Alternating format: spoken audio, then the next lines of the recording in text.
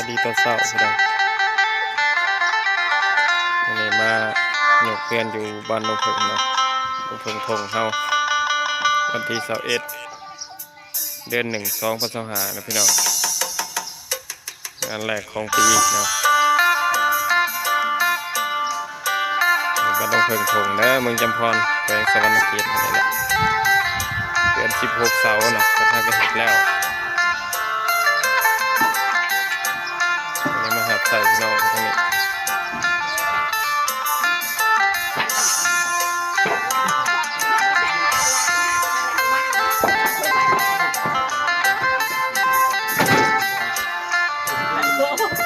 เป็นใส่ตีนเสาเนาะ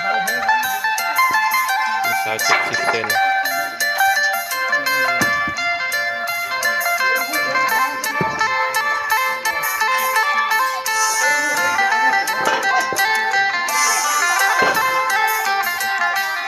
เส้นใหญ่มาเสาเนี่ย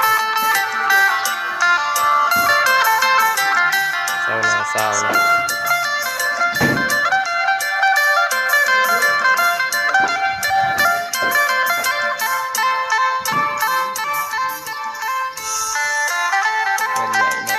พวกเสา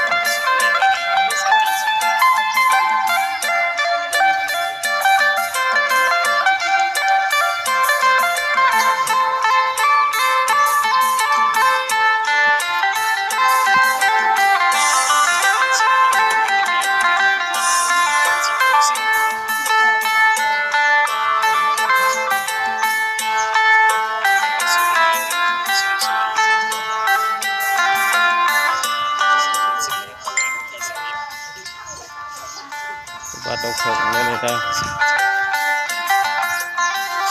เราเกินใกล้เสร็จแล้วล่ะ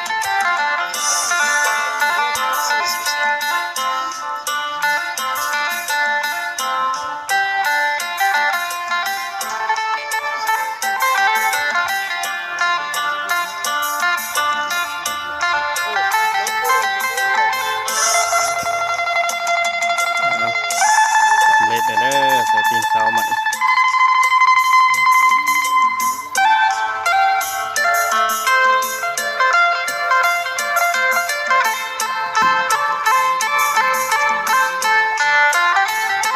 เสาเทกันเปื่อนเรียบร้อยนะ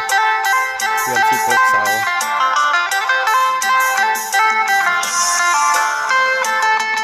สูงงามนะสมสวนงามเลยสำเร็จงานวันที่21เดือน1 ปี 2025เจ้าของเพื่อนผมกำลังชมเพื่อนครัวน้อยเอาขึ้นให้40 เซน